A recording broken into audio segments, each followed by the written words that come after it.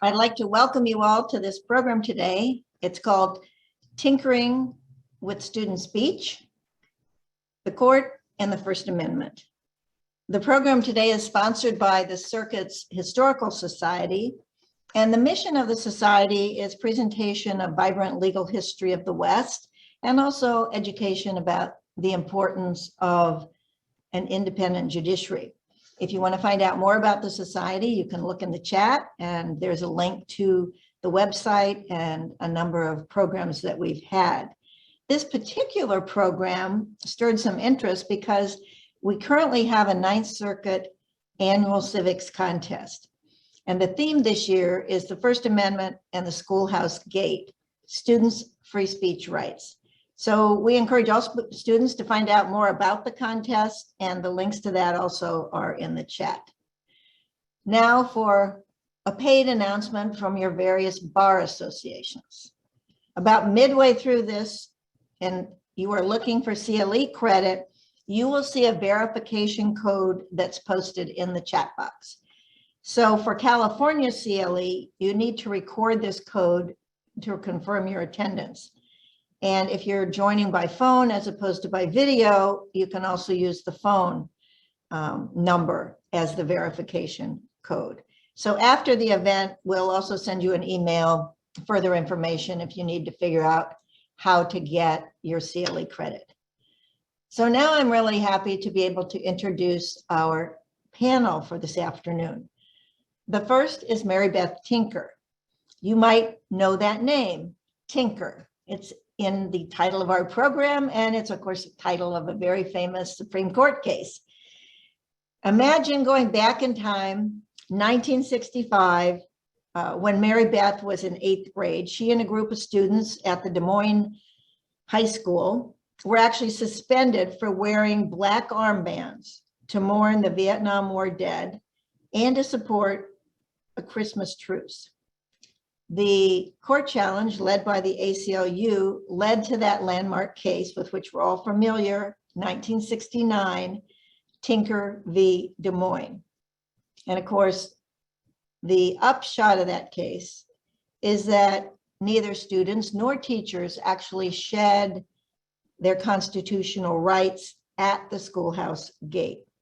So after that victory, Mary Beth went on to become a registered nurse and also nurse practitioner, and she worked mostly with children and teenagers. She has a master's degree in nursing and public health, currently lives in Washington, but basically she is a global citizen, speaking very often on this point with teachers and also with students.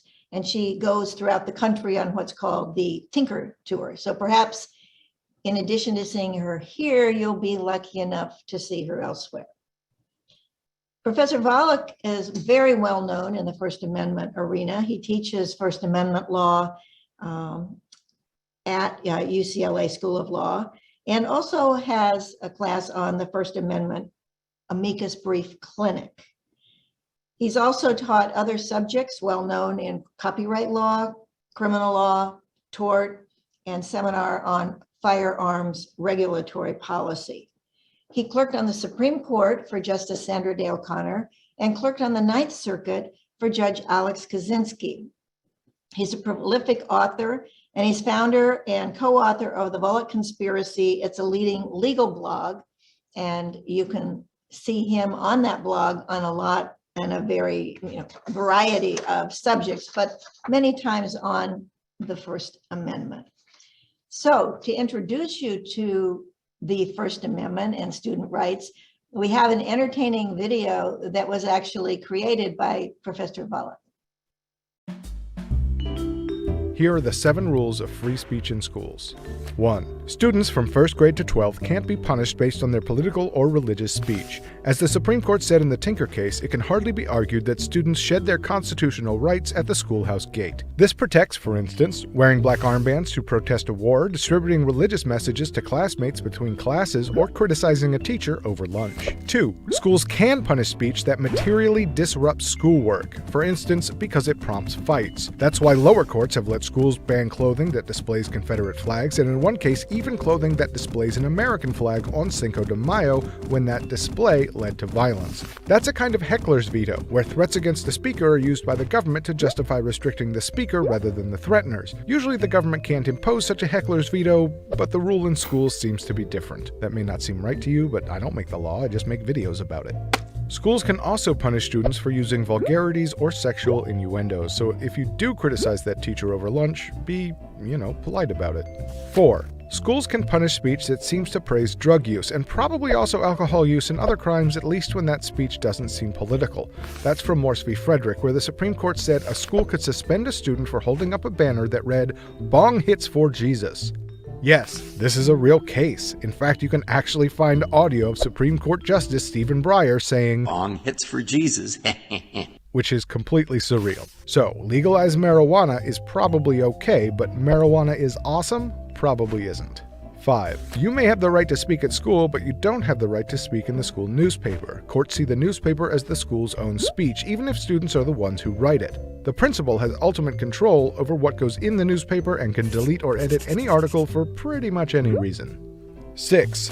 Everything said so far deals with public schools. Under the so-called state action doctrine, the First Amendment doesn't limit private schools, even ones that get tax breaks or government funds. The first words of the First Amendment are "Congress shall make no law." That applies to the federal government. The 14th Amendment basically says no state shall violate people's rights. That applies the First Amendment to state and local governments, but the Constitution generally doesn't constrain private property owners, private landlords, private schools, or anyone else. That's why when your parents told you to stop saying rude things at the dinner table and you asked what about my First Amendment rights, they said, let's talk about the state action doctrine. Or at least that's what they should have said.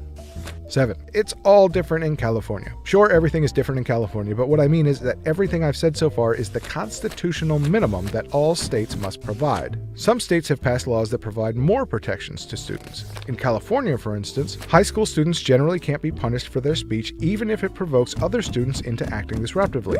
They generally can't be punished for speech about drugs or alcohol or even vulgar speech. And public school newspapers are mostly free from being censored by the administration. Student newspapers are protected in some other states too. Indeed, in California, all the student speech protections, but not the student newspaper speech protections, apply to private high school students as well, but not in religious high schools. So, there you have it. Political and religious speech is protected, but not disruptive speech, vulgar speech, sexual speech, or speech praising drugs. Also, official school newspapers are the school's own speech. This stuff really only applies to public schools, and of course, California is different. That's the law of free speech in school, cobbled together by the court and a few legislatures over the past 50 years or so. This is not legal advice. If this were legal advice, it would be followed by a bill. Please use responsibly. Written by Eugene Volokh, who is an actual real-life First Amendment law professor at UCLA. I'm Eugene Volokh, and I approve this message.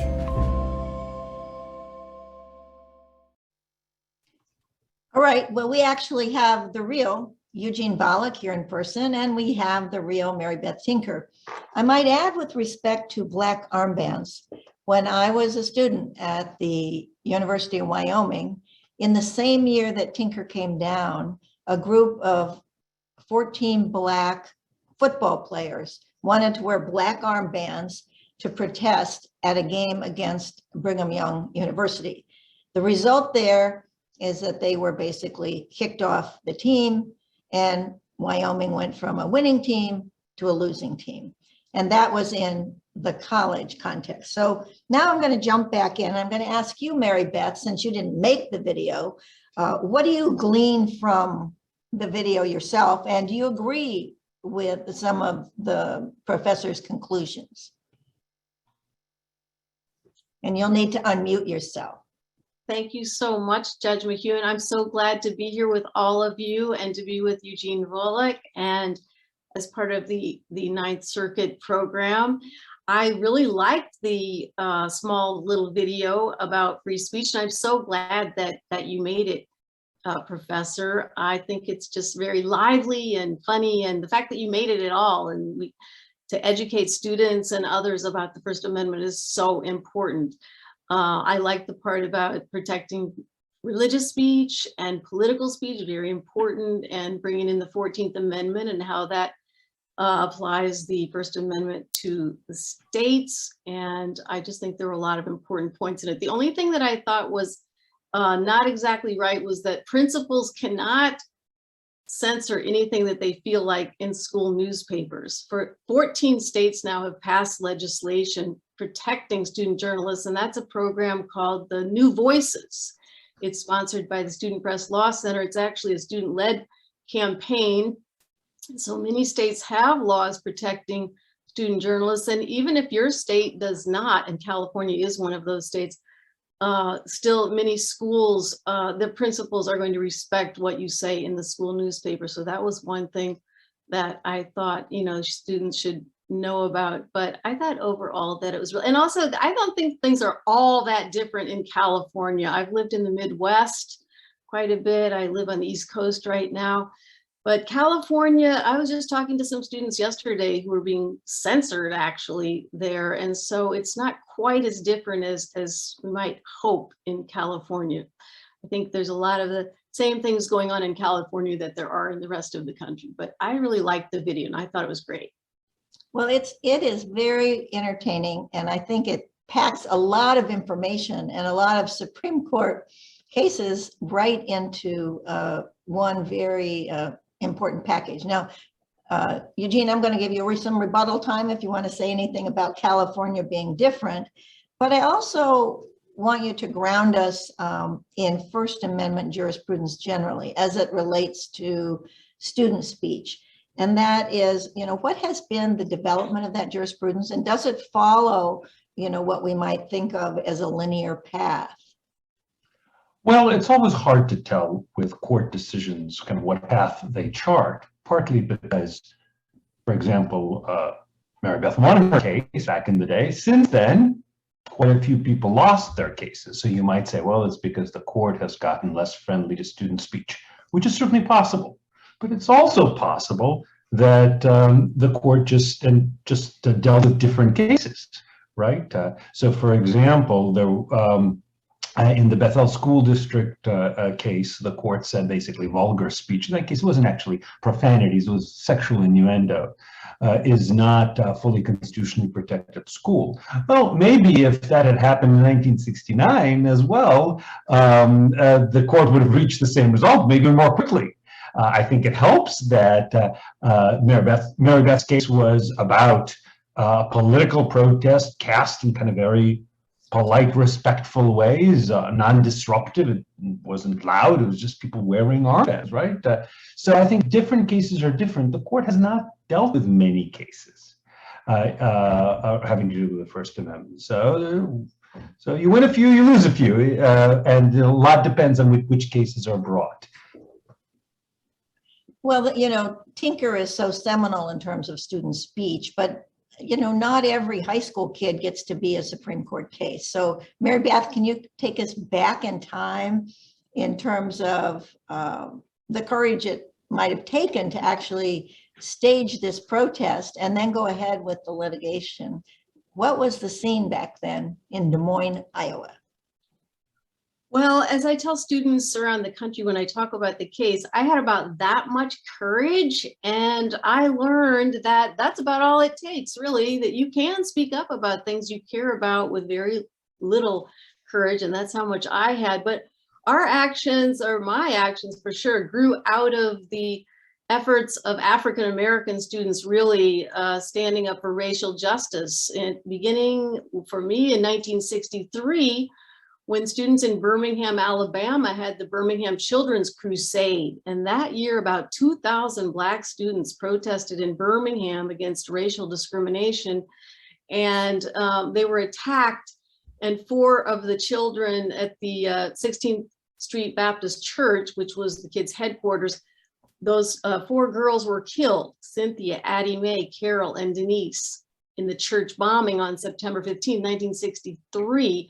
And so a call went out all over the country by the writer James Baldwin for people to wear Black armbands to mourn for the little girls who'd been murdered by the white supremacists there in Birmingham.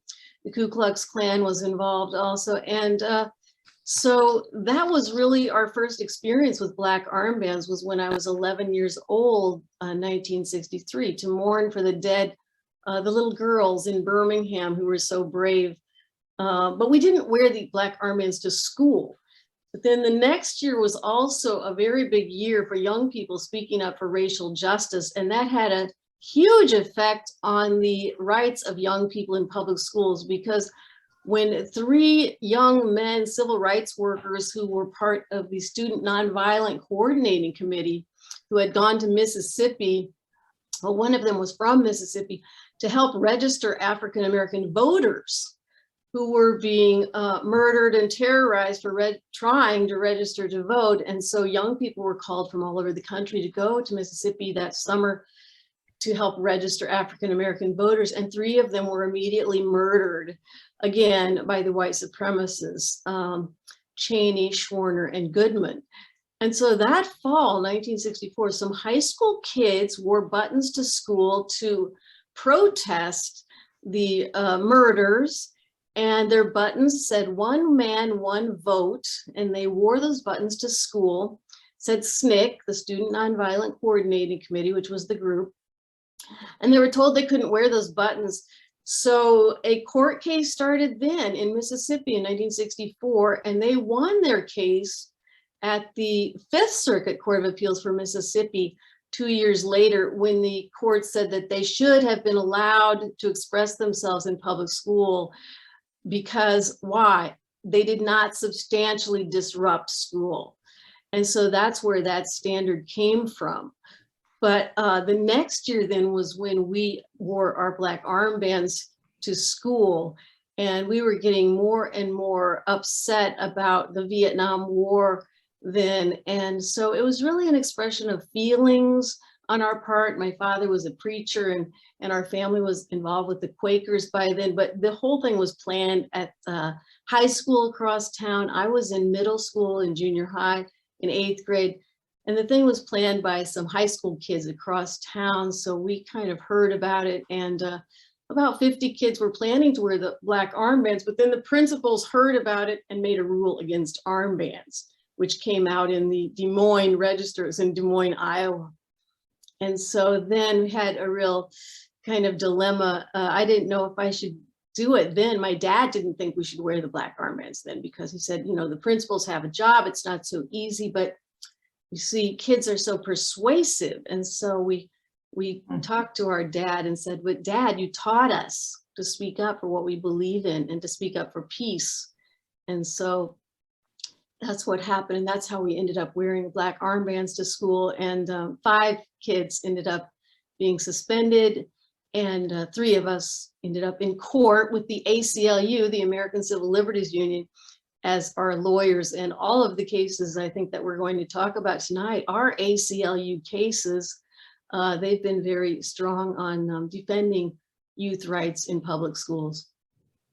Well, thank you. And thanks for your bravery. One thing occurred to me is you got a real crash course in First Amendment jurisprudence and the legal system. Did you ever think about going to law school?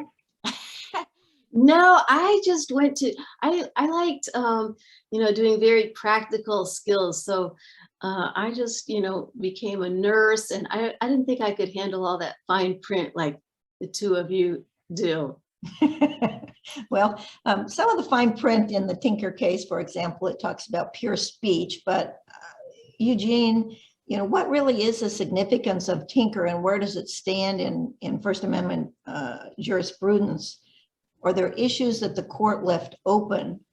And was there anything like it before that was a precursor or a foreshadowing of Tinker? Well, Tinker's a tremendously important case, but also did indeed leave a lot open. As of 1969, when Tinker was decided, it was certainly possible that the court would say that schools can, in the interests of maintaining order, impose any restrictions they want on speech by school children in school. There had been one earlier case involving school children. That was the flag salute case in 1943, the Barnett case. There actually was one before that, but that was a free exercise case, just focusing on free speech rights. And the court there said that the school can't require school children to say the Pledge of Allegiance and salute the flag. But it would have been easy for the court to say, well, When it comes to speech restrictions, the school is entitled to do whatever it wants. That classroom is not for speaking. Maybe even the lunchroom is not for political speech. It's too likely to distract students from their work. But the court, at least the majority of the court, said no. The First Amendment applies in K through 12 schools, and to people out on the streets or people in newspapers and the like. However, it didn't say it applies exactly the same way in K through 12 schools as in other schools. The court said, well, if speech is, for example, is substantially disruptive, then it can be restricted. And that's not the standard outside of school. There's a lot of speech outside school, picketing and a variety of other things that could be pretty disruptive. But until it actually reaches a point where, say, blocks entrances or trespasses or some such, it's protected, even if it distracts people to the point that they're out there arguing with each other rather than going to work. Whereas in school, you know, if you start talking in a way that does create a substantial disruption and maybe starts a fight and the like, well, at least lower courts have generally said that that can be restricted. Likewise, as with many Supreme Court cases, the first case leaves open the possibility there might be exceptions. So, for example, as I mentioned, it didn't deal with the question of vulgar speech. And later the court said, well, again, in K through 12 schools, vulgar speech can be restricted, even though out in public it can't be.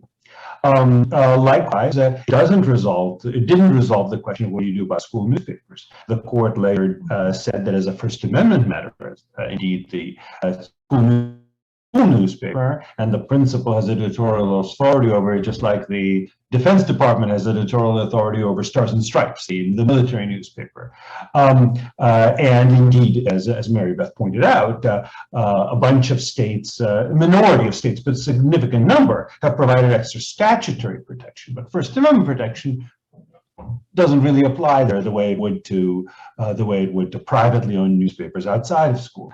So there were a lot of things that were left unresolved and remain left unresolved. But it was indeed a tremendously important case, a foundation of the future cases then built on, or perhaps some say eroded a little bit. Well, I know, Mary Beth, you viewed Tinker not just as a free speech case, but more in some respects as a youth rights case, and one that leads to youth rights as human rights. Would you comment on that? Yes, I came to see our case in the context of youth rights and youth rights as really an international human rights issue. Maybe the first time it occurred to me was when I was studying in nursing school, and our case was in my nursing school book. Why?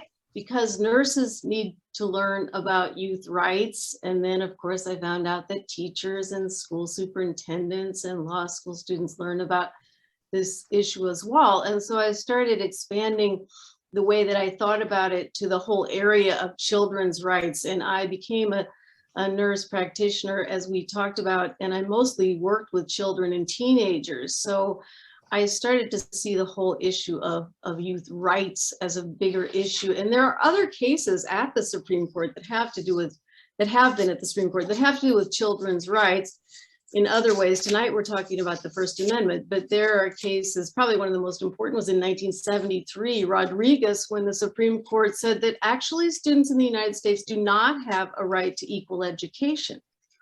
And so many states passed, most states, maybe all, passed legislation saying, no, actually in our state, we are going to ensure a right to equal education. But there have been cases at the Supreme Court saying it's okay to paddle students, cases saying it's not okay to strip search students. So there are other cases having to do with the rights of young people, but we're talking about the First Amendment. But I do see our case in that context of youth rights generally, of youth having the right to advocate for their own interests.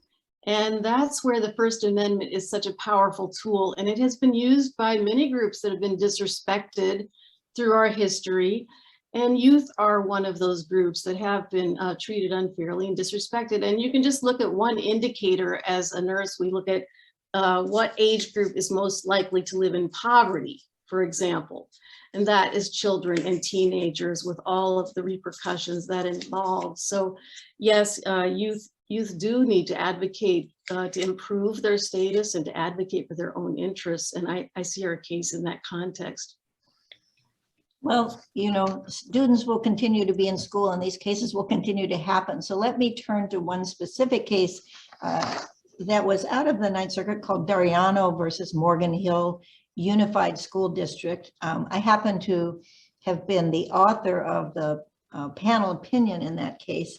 And just by way of a quick background, it involved a high school in Northern California that was celebrating Cinco de Mayo Day, which it likened to Oktoberfest and to St. Patrick's Day and other celebrations it had to celebrate national heritage. The year before, there had been altercations and dust-ups that the principal had to deal with, and he got word that it was going to happen again.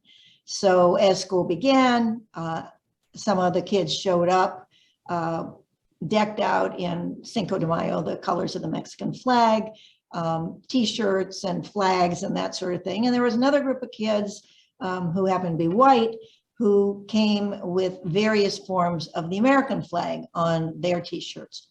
The principal thought that some of those were pretty, small and not particularly aggressive. Everybody agreed that there was a huge tension. So the principal said, well, some of the little ones, like say the tiny Ralph Lauren flag that comes on your clothing, that might be okay. But these other ones, he asked the students, would they please turn them inside out or change their shirt? And they said no. And the principal felt that there was a chance of violence, a good chance based on what he knew. And so in the end, he sent those children home. And soon after that, their parents sued. Now, they weren't sanctioned or disciplined or got demerits, but his solution to the situation was to send that particular group of parents home. And of course, that netted the lawsuit. What we said there is that we contrasted what we call the pure speech in Tinker to basically to the evidence of this nascent violence that was going to go on at the school, and even the confrontations that were happening over this. And so that then became the basis of the panel opinion that the school administrator, that is the principal, was within his right to try to intervene. That case has engendered a lot of controversy. There was a very pointed opinion for failure to take the case in bank. And I received a lot of which can only be called affirmative threats arising out of that particular case. So I want to now turn it over to Eugene and ask you to comment on that case and its contrast with Tinker, and where does that stand? We're now moving, it's not vulgar speech, but we're moving into disruption and possible violence. Right. So what I think that case illustrates is that certainly in lower courts, but maybe if they're reading the Supreme Court's doctrine as well, the rules are different for K through 12 speech.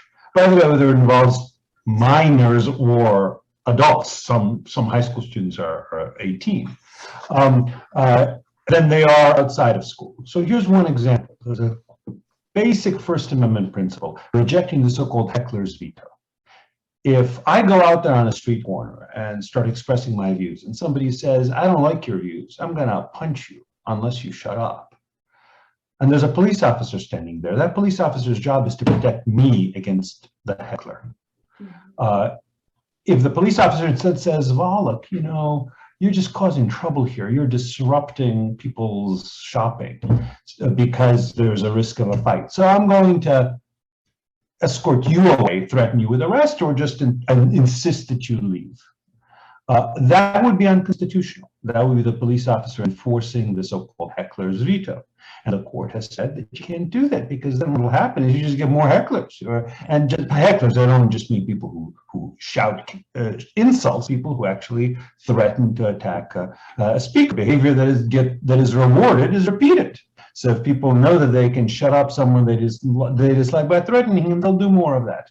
And the consequence is that unpopular views will get silenced by a combination of threats and the government enforcing essentially those threats. But when it comes to school, Dariano tells us, and again, it's a plausible interpretation of Tinker, when it comes to school, hecklers' view is alive and well, that if you just threaten to attack people, whether because you think they're being disrespectful towards your Mexican-American heritage, or because you think they're being disrespectful towards America. I mean, if today there was a rerun of Tinker and somebody, let's say during, there was also a war, we have a war in the Ukraine, God forbid. But let's say we do get into that, somebody wears an armband and somebody says, my brother died in the war. I view this as disrespectful, I'm gonna punch you. And then under the logic of Dariano, and you get a plausible reading of Tinker as well, the principal says, aha, okay, well, when that happens, then we can insist that people take off their armbands. Is it right? Is it wrong? It's an interesting question. But if you look at the law as being what courts actually do in real situations, it suggests that the speech protection offered in K-12 schools is a lot less in that respect, even with regard to controversial political speech of a sort that would normally be fully protected. That's a lot less in K-12 schools than it would be out on the street. Comment on that, Mary Beth?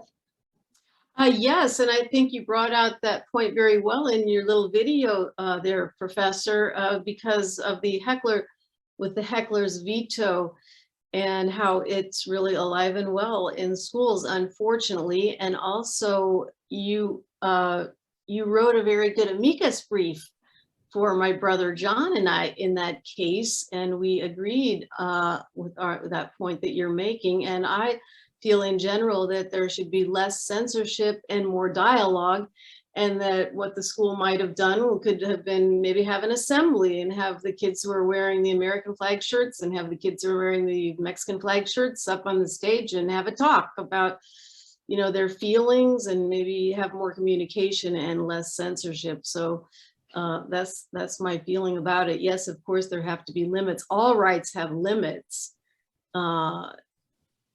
Because of other people's rights. We have to balance the rights of other people also. The First Amendment has limits, the Second Amendment has limits, all rights have limits, and there should be some limits, but I think there should be more dialogue and less censorship generally. I can see a new placard now for students, which would be communication, not censorship. Yes, communication. I think so. I think there should be communication skills. I first learned about communication skills in nursing school, and that's way too late. I think it should start around, you know, kindergarten, preschool. There are techniques. You're not born knowing communication skills. And now, especially in these times that we're living in, we need to have a lot of communication skills. And I'm glad that some schools are really working on teaching that. Well, you know, speaking of placards, there's a case that made Justice Breyer chuckle. It makes me chuckle every time I hear it. Bong hits for Jesus. I still am puzzling over exactly what that means, but it's a case that brings us to off-campus speech, or at least near campus, but not on campus like we had in Dariano or back in Tinker. So, Eugene, what is that about, the Bong hits for Jesus case, and does it provide any workable guidelines for administrators on what they can and can't do in this distinction between on-campus, off-campus? Well, so the Bong hits for Jesus case, officially known as Morse v. Frederick, involved somebody displaying that banner at an event that was school sanctioned and school supervised. I think it was just right across the street from the school. There was the Right. Olympic torch was passing by, and the school said, let's have a little field trip, just a very short field trip. We don't have to bring out the buses. And when it comes to school sponsored, school supervised events, that's, I think, what matters. for legal purposes, not whether it's physically on school property, but rather whether it's within the school supervision.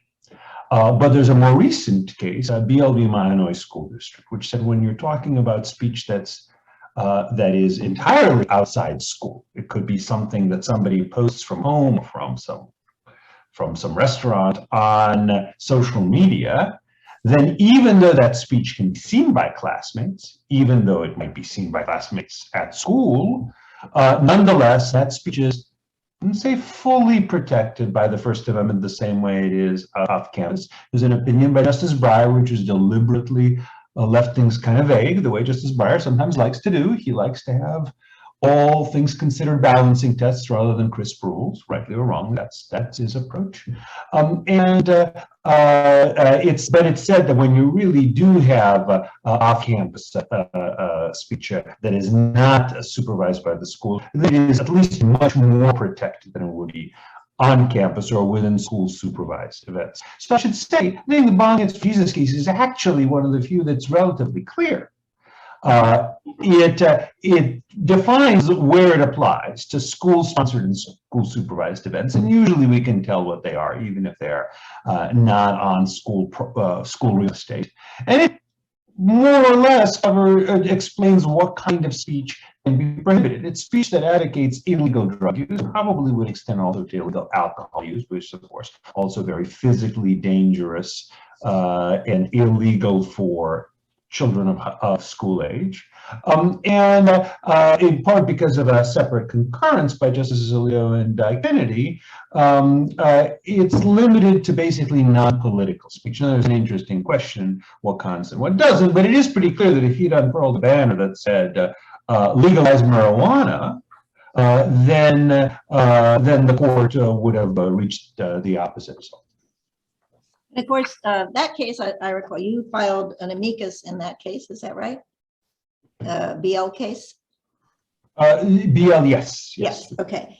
And just for those who might not have it roll off their tongues, the BL versus Mahoney or Mahoney versus BL, that was a case involving a disgruntled cheerleader who was not chosen or elevated as she might have seen fit. So she decided to exercise her rights off campus. And she said some really choice things about school administration and others. So as you say, it is an off-campus case, and that does distinguish it. And it's interesting, I don't know if the Supreme Court likes cheerleader cases or what, but only a couple terms ago, they had a cheerleader case about the copyright in the cheerleader uniform. Now they're back talking about cheerleaders' right to free speech. So although there may have been some balancing, and although it was not political speech, it was just what I'd call disgruntled speech. And even though you say Justice Breyer had some, we'll call it uncertainty or murkiness in his various balancing, don't you think it does give us a clearer idea of on-campus versus off-campus? Well, that's right. I do think the on-campus, off-campus distinction has not been terribly vague. It isn't captured perfectly with the terms on-campus, off-campus. Mm-hmm. But if you probe a little further, I mean, those are probably a good first cut. And if you probe a little further, it's clear. There are activities and events that the school is supervising, it's sponsoring. There may be school officials who are chaperoning people. There have been field trips for a long time in schools. You know, if it's on a field trip, it's kind of like the school. And it is pretty clear that just posting something on social media, not on a school social media account, but on your, that's off. So I don't think it's that's generally been a difficult line. What's not clear following BL is just how protected is speech off campus. What if, for example, the speech had been more personalized? What if it had insulted classmates? What if it had actually caused a lot of disruption? So, for example, what if somebody had expressed some political views overtly political views that some people found offensive. Maybe what if there were religious views? What if somebody was a teenage preacher at their church? I think occasionally that happens. Got up and preached a fire and brimstone sermon against homosexuality, and some people, or against Islam, or against Catholicism, or whatever else. And some classmates, that was on Sunday. On Monday, some classmates really threatened fights in a way that wasn't present here. Justice Breyer's opinion, unfortunately, wasn't really that precise about that. So, it's a lot more protected. It takes a lot for the school to be able to discipline students for off-campus speech. But how much? That we don't quite know. No, and I think there was one vulgar, what might be considered a vulgar remark buried among the disgruntled remarks as well. Your thoughts on the... It was all of it. This was fuck school, fuck softball, fuck cheer, right. fuck. Well, she had some other ones about the JV squad and some more what I call factual ones as well. But suffice it to say, she had some very colorful speech in her posts. So Mary Beth, what do you make of the cheerleader speech? Well, my brother and I also entered an amicus in that case, and I believe that it's very important for students to be able to express all of their feelings, whether it's grief about war or about racial injustice or about their dress code or about their cheerleading team. And we have a huge problem in our country right now with mental health among teenagers, and there's an epidemic of cutting and suicidal attempts and suicides and all kinds of things, depression, anxiety, etc. So as a nurse who's worked with teenagers, I know how important it is, and actually I tell students it's good for their health to actually express themselves. And sometimes that even involves a commonly used curse word of our culture, and that's what she used. So I felt like I understood, it was an upsetting thing that she didn't get on the cheerleading team, and I think she should have a right to express that. And 8 of the justices agreed. The one who did not agree was Clarence Thomas, who also said in the Morris v. Frederick Bongitz case, in his opinion, that Tinker should actually be reversed. So we know that Clarence Thomas is not a supporter of student speech rights, and he has always felt there's nothing in the Constitution for students. And so, we knew that he would. So it really matters who's on the court. So, I mean, it was an interesting case, and I was glad that she won. And otherwise, it would have really opened the door for administrators and schools to have a lot of say about students out of school. And many, many administrators, because I talked to many all around the country, they don't really want that responsibility. First of all, they don't want to know or have to, regulate your out of school speech. And also, it still does leave the door open, as Eugene said, for the school to be involved in some kinds of threatening speech or, severe problems, severe bullying, etc. As a mandated reporter, as a nurse, I know that teachers, administrators, and nurses are required to get involved if there is some kinds of speech going on and some kinds of actions going on the part of students, like severe bullying, etc. So one of the groups that submitted an amicus was an anti-bullying group in that case, and they said if you care about bullying, the way to deal with that is prevention. It's much more effective than punishing after the fact. So yes, I am very concerned about bullying. I'm concerned about violence in schools very much. I was a trauma nurse, and so I do look at how can we prevent bullying in schools, and I think that's best dealt with in prevention. And yes, there has to be some accountability too, but prevention is really the area that should have the emphasis. Let me just remind the audience that the CLE code is now up, and you can also send us questions in the chat. We'll try to answer those. But I think your last comments really lead into another case, and it's this combination and challenge we have with social media obviously off campus, mental health, and then moving into the world of threats and what do school administrators do with that. So the case that comes to my mind, another Ninth Circuit case, again, I happen to be the author on this one, called Weinar versus Douglas County. And of course, this is a case and a time when, students are getting more and more digital. When that case came out, they were, not only texting, but Snapchatting and IMing and every other thing, Twittering, Tumblring. And in this particular case, there was a boy who was sending out messages to his friends. And some of the messages were along this line. He said, I just can't decide who will be on my hit list.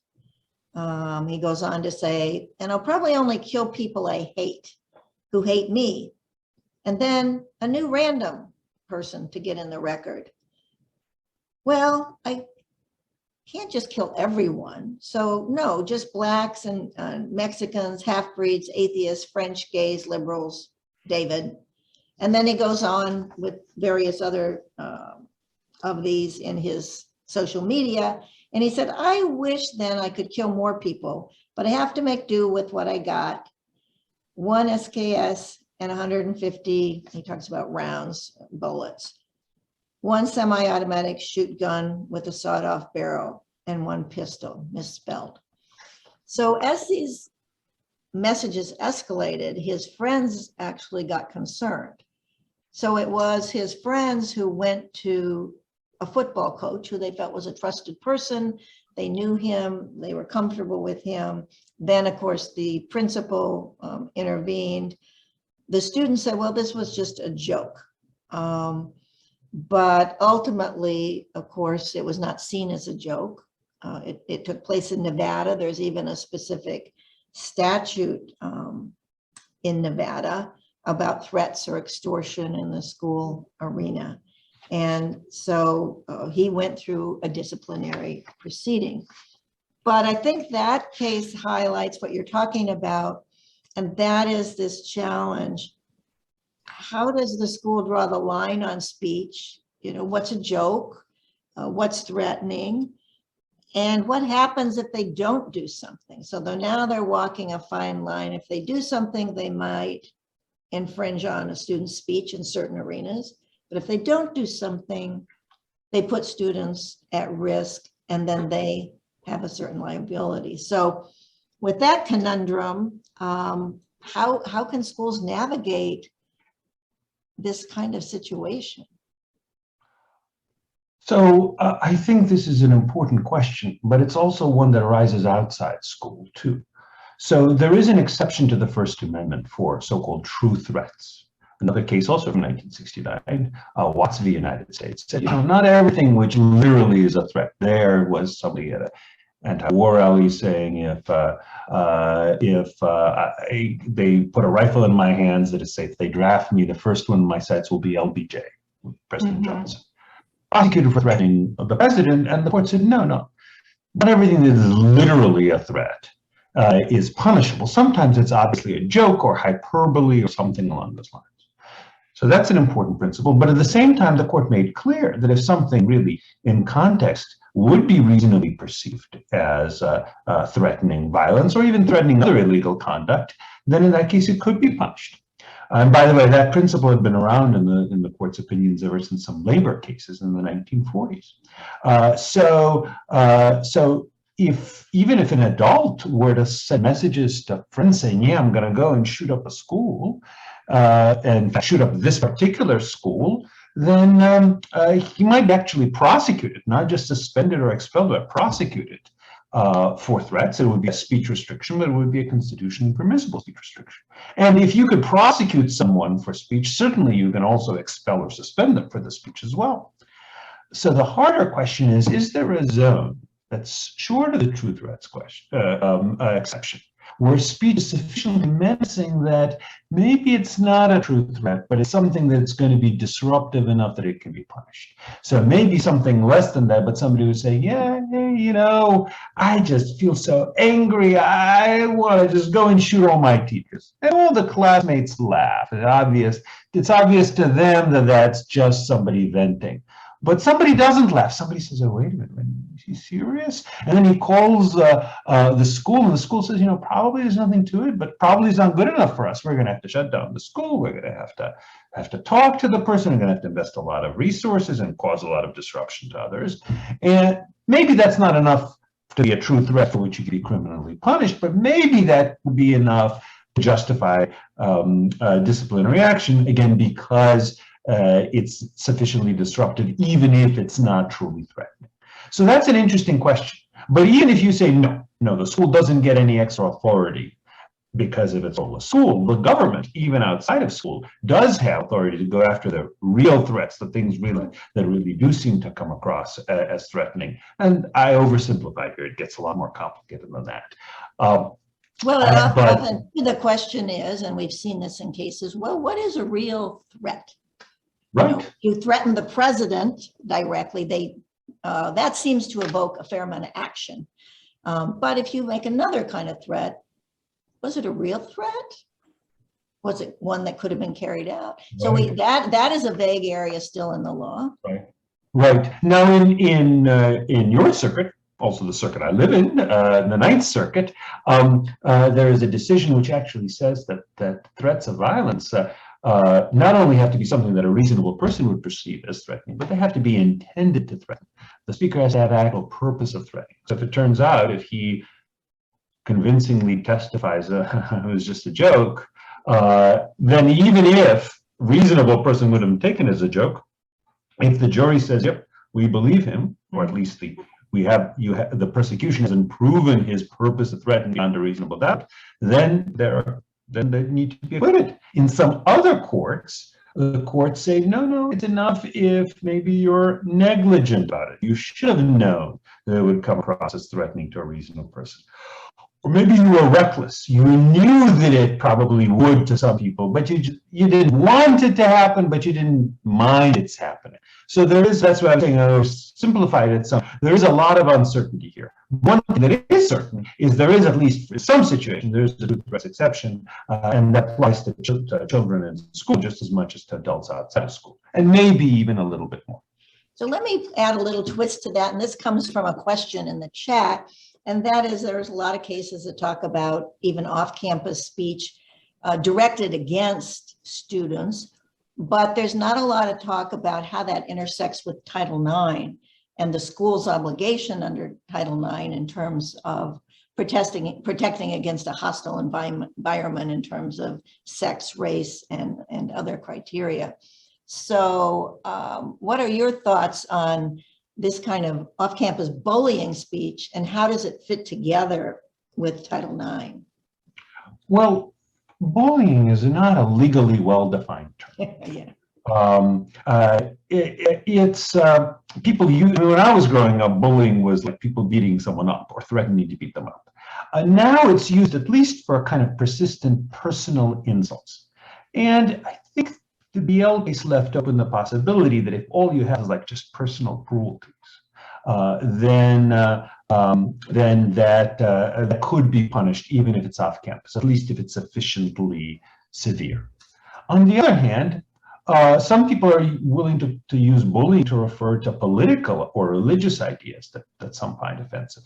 Again, imagine that there is somebody, and not just one person, maybe a bunch of school kids who believe that homosexuality is evil. Not uncommon belief among conservative Christians, among conservative Muslims, among Orthodox Jews, and they speak out about it, and they don't name names. They don't say, oh, and therefore this person is an abomination, to quote the biblical phrase. No, we think homosexuality is an abomination, and they say this, and some gay students get upset, understandably upset about it. Can you say, well, that's bullying? They're expressing, they're going to church, and and say this in church, and maybe that's live streamed so others can see, or maybe they put up YouTube videos. They have a channel. This is my way of glorifying God by explaining these views.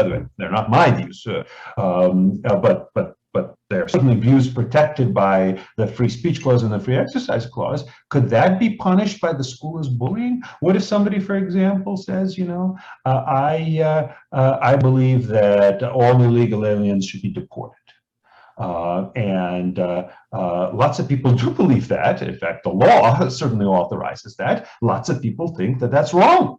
They even think that using the phrase illegal alien, which is the official legal term, is wrong. So somebody puts up this video and then somebody says, well, you know, either I am not legally here or some close relatives of mine aren't. I view that as offensive. I view that as hateful to me because of my ethnicity.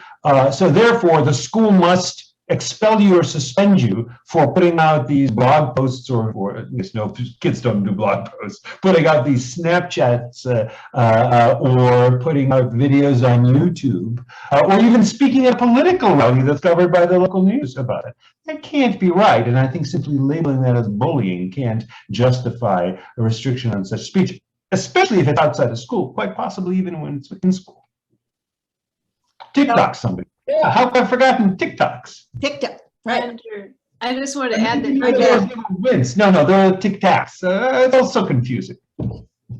I wanted to just add, not TikTok, but under the Tinker ruling, there is a lot of leeway for limiting hateful speech or speech that would counter, go against the requirement of providing a safe environment in schools, because of the second part of the Tinker ruling, which says you can have free speech, but you cannot substantially disrupt school. But the second part is that you cannot impinge on the rights of others. Speaking of gray areas, that's a very gray area, but under that part of the Tinker ruling, there have been limitations on things like Confederate flag shirts in schools, or swastikas in schools, or shirts saying God is ashamed of your homosexuality, for example. So there's plenty of leeway under Tinker for limiting hateful, racist speech, and a speech that makes school an environment that feels unsafe for some students. So I have to Eugene looks doubtful on that. Okay. Yeah. So one of the most fundamental principles of First Amendment law is viewpoint neutrality. That the government can't suppress private speech. It can decide what views it wants to express itself, but it can't suppress private speech because of its viewpoint. And that's one of the ways that we won the case, because they had allowed black armbands if you were sad that not enough kids came to the football game. You could wear a black armband. So we won our case partly because of viewpoint discrimination. Exactly. Tinker stressed the importance of viewpoint neutrality. Yeah. That's why there's no hate speech exception to the First Amendment. Right. But there is in schools. But in schools there is, because of the second part. Yeah. Well, of course, that defends hate speech has its definition too. We've seen that, of course, in statutes now in some places, and they're subject to First Amendment challenge, many of these kind of statutes. So I have to say, sadly, we're coming to the end. And so I'm going to let you each wrap up, but I'm going to try to let you also wrap in some of the audience questions in that. So yes. I'll throw them out to you. But for Mary Beth, I'd like your parting thoughts. Yes. And also someone has asked you, for example, what did it feel like? Did the other students support you, or were you just hanging out there yourself when you did this protest? And finally, I think one thing we'd like to know is, I know perhaps Eugene, of course, is in touch with a lot of law students. I'm in touch with a lot of law clerks and law students, but you're in touch with all the other kind of students around the country. And what are they telling us?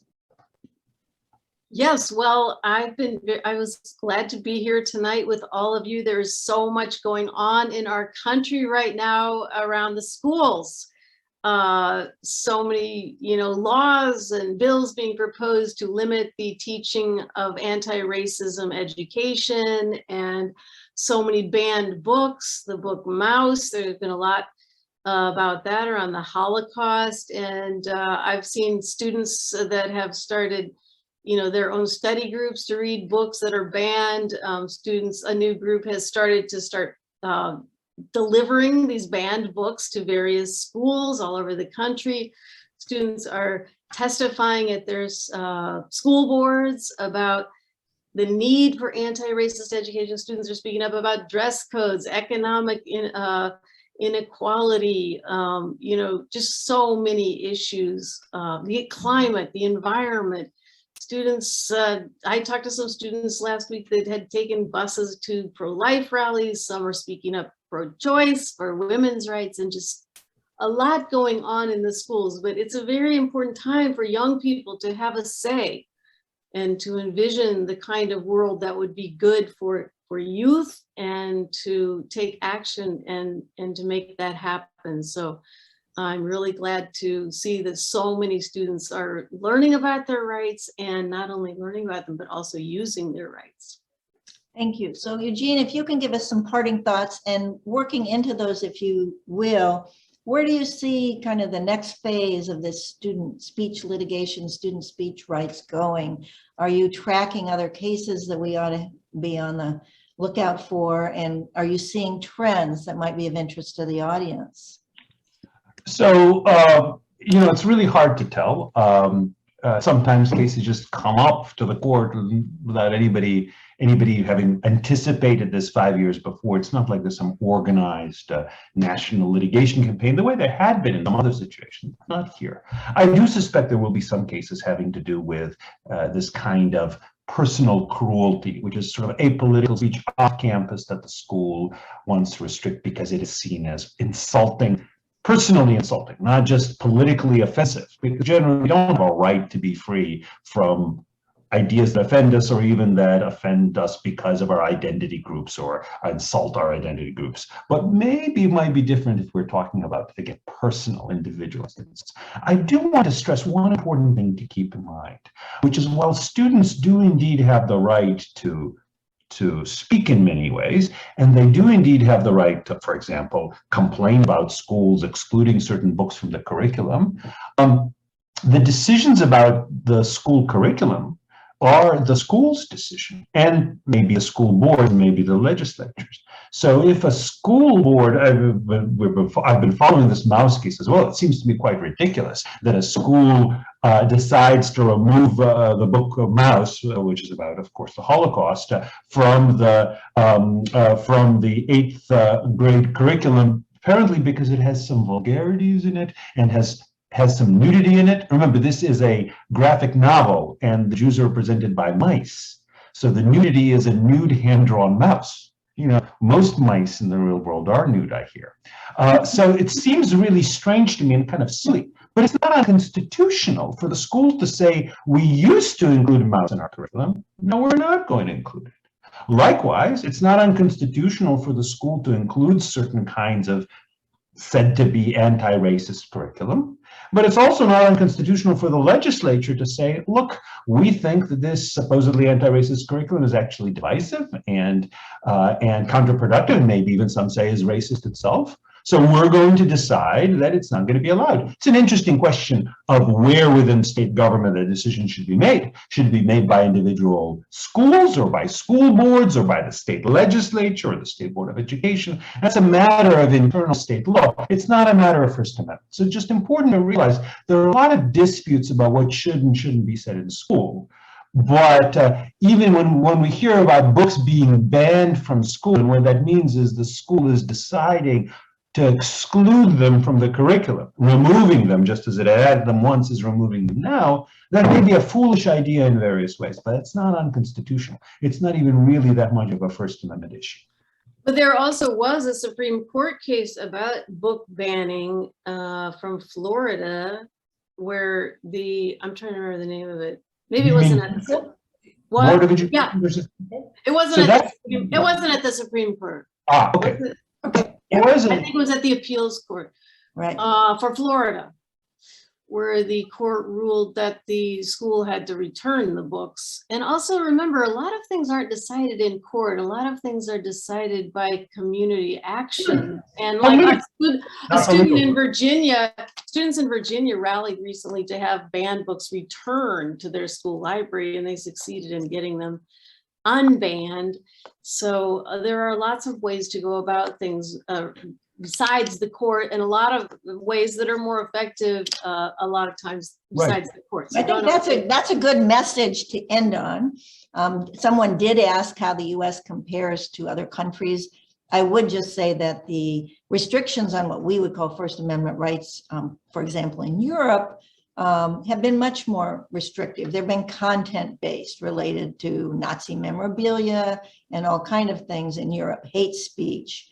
So there are a lot of differences between our First Amendment construct and as it's played out in the school and some of the other countries, for example, particularly those in Europe. But I want to thank the panel because we've left a lot unsaid, just as the Supreme Court has left a lot unsaid in certain areas. There's a lot to say here. I think that the last point that Mary Beth made about the importance of conversation, the reality that most cases don't reach the Supreme Court. Most students will not become a tinker.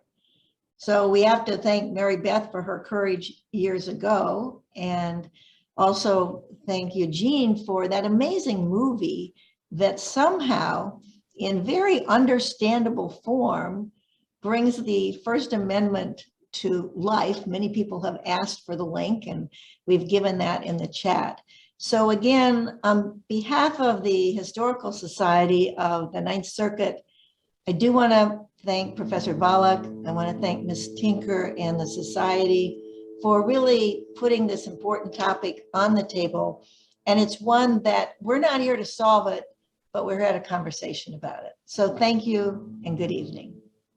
Thank you all. Thank you, Judge. And thank you, Eugene. It was great to be with all of you. Thank you. Such a great pleasure to be on with both of you. Great honor.